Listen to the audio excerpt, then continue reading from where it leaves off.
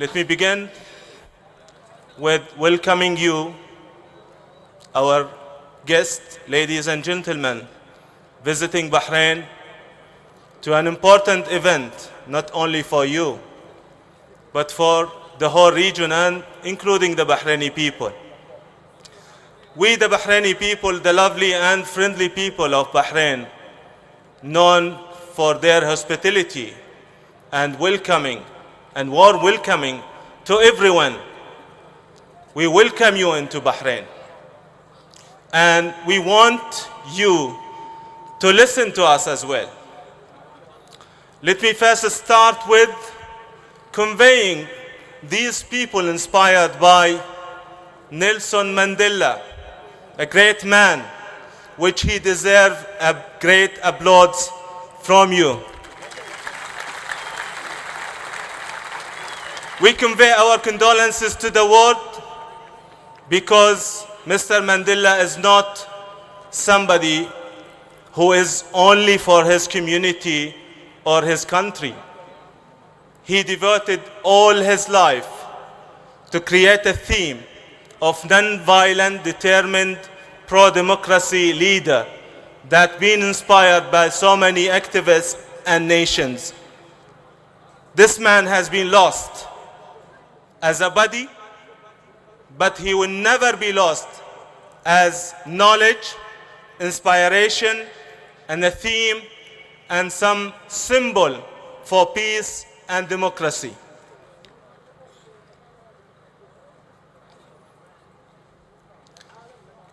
We, the Bahraini people here, wanted the world, and especially those coming to Bahrain, to listen to us.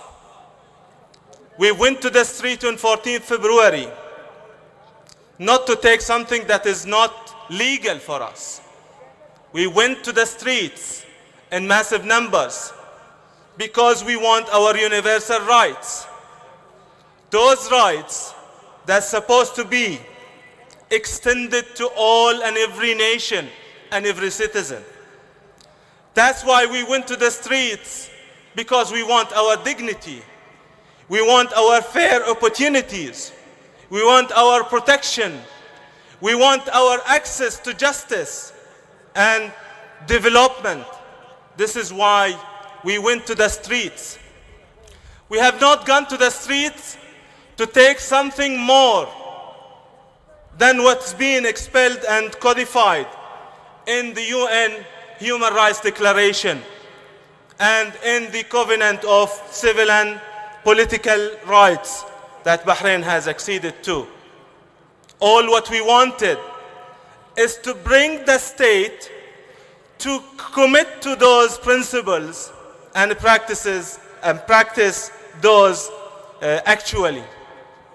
This is why the Bahraini people have went to the street. And this is why the Bahraini people will continue to go and demonstrate and sit in until they achieve their universal rights through a democratic state. We wanted to bring Bahrain from instability and this tensionous situation to stability.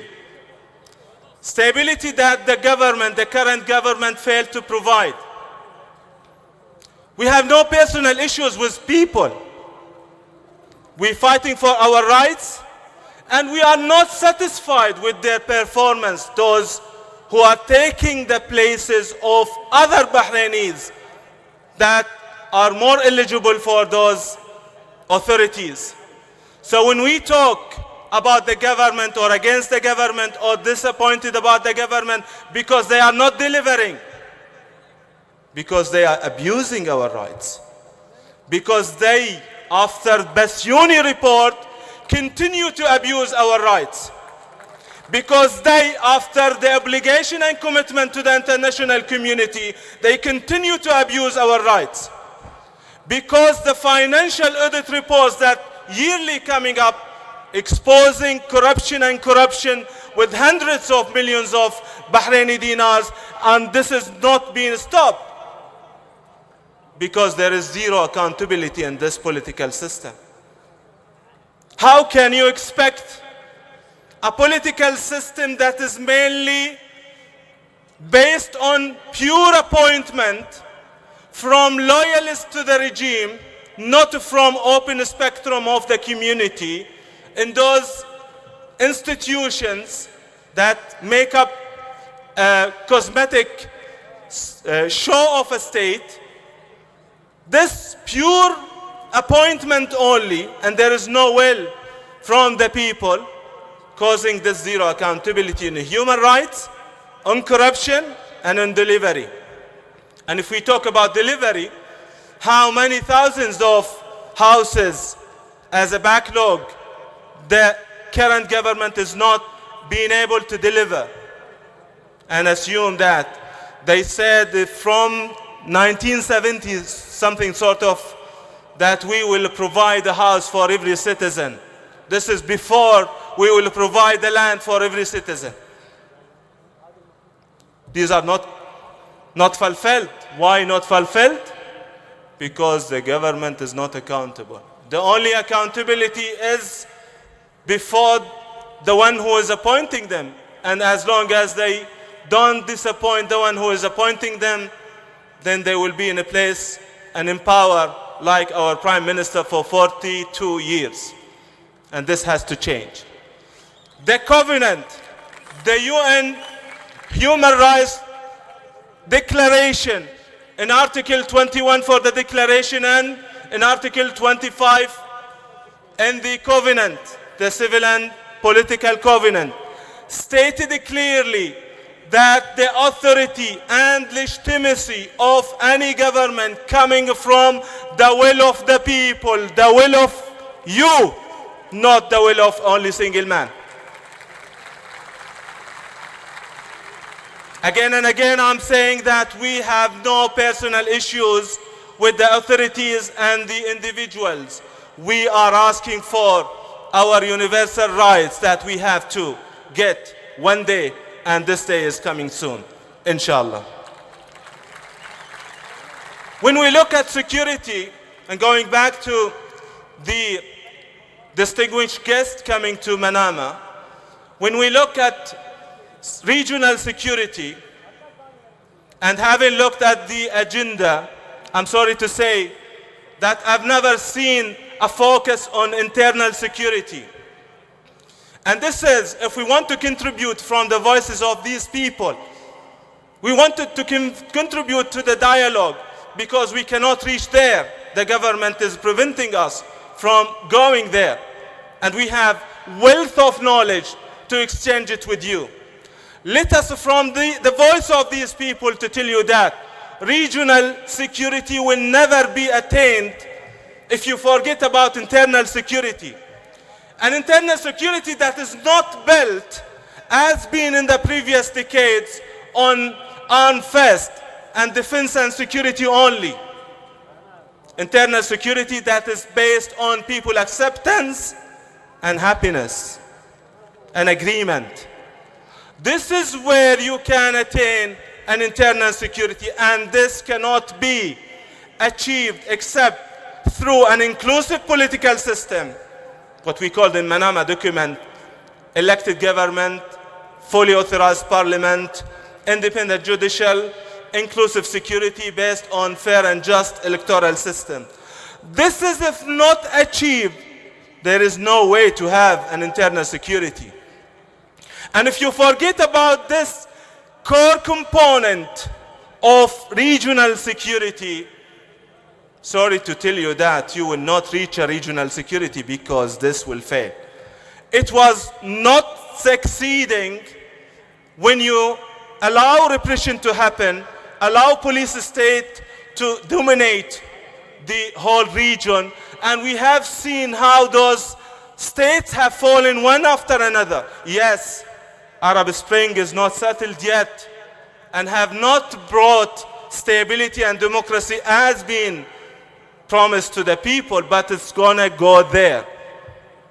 And those who think that they can fool the people again and again, they will fail. And we have seen a model in Egypt and Tunisia. The only way is to have an inclusive political system and not exclusion political system. This is the core, that if a voice coming from this huge crowd to the Manama Dialogue participant and agenda is that don't undermine the internal security, which is a core component that's supposed to be there in your theme and discussions and future platform.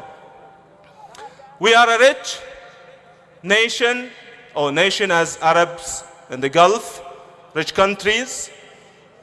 Due to the tension in the Gulf, due to the model that based on security and defense only, not participation of the people, we've spent a huge amount of our wealth into security, buying air jets and tanks and civilians and other things, which is not useful.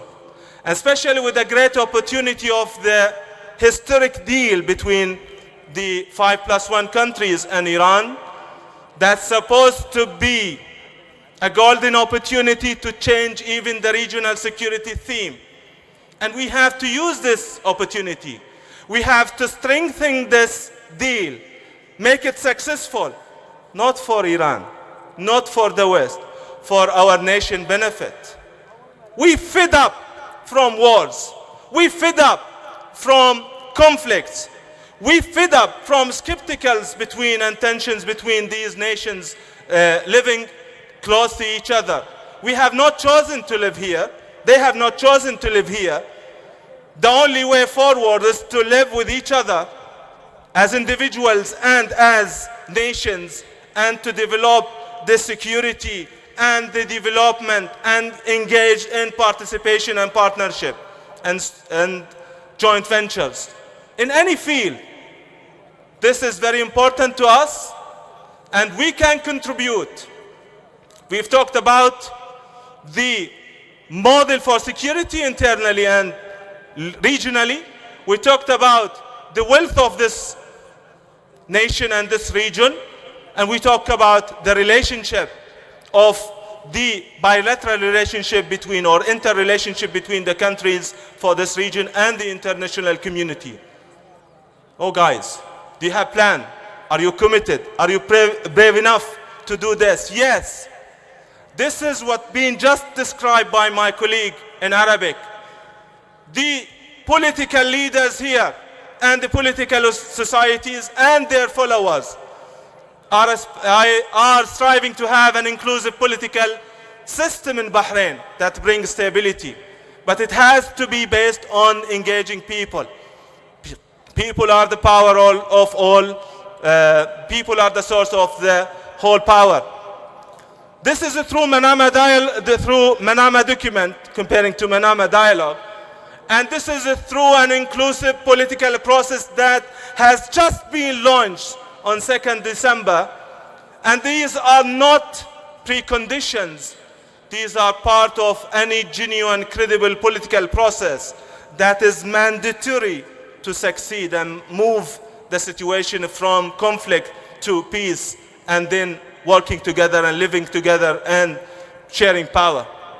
So what we have placed and introduced to the authorities and to the world is an inclusive political process. And this is our roadmap to achieving an inclusive political system and achieving inclusive internal security and contribution to the regional security.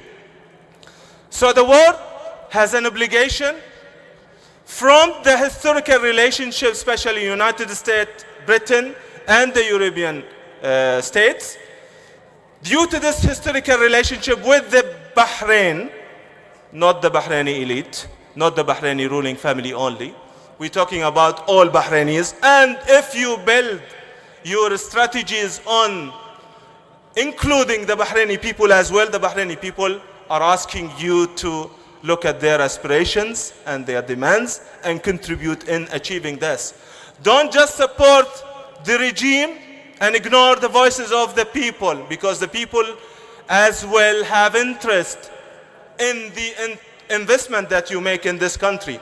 And we want to secure your investment not through a security model that is based on repression or ignoring the repression and armed fist and security and defense. They are very important for any nation, but democracy is also important for the nation. Human rights are also important for the nation. And through this, we can secure your investment and we can spend our money with reprioritizing the national priority on building more universities, schools, hospitals, infrastructure, and other things. These require huge investment and these require huge spending. And if we reduce the priority from maybe what they said in Bahrain, for example, 1.3 billion is spent in security and defense. If we take half of it and build schools, we build the infrastructure for a great nation like the Bahrainis. You are more worth than oil and gold because you are the strategic asset, and this strategic asset needs spending and investment that creates this nation future and development. And this is our message to the international community. You have still golden opportunity to secure your investment. We contribute to that. So this is where we want to conclude, is that if you put your hands with our hands and convince the regime to move into an inclusive political process and not get into maneuvers and continue repression, we can move this country out of the mess. We can create a success story. We can have something that everyone says, we are proud of this. We've been part of this. Let's go there. Thank you.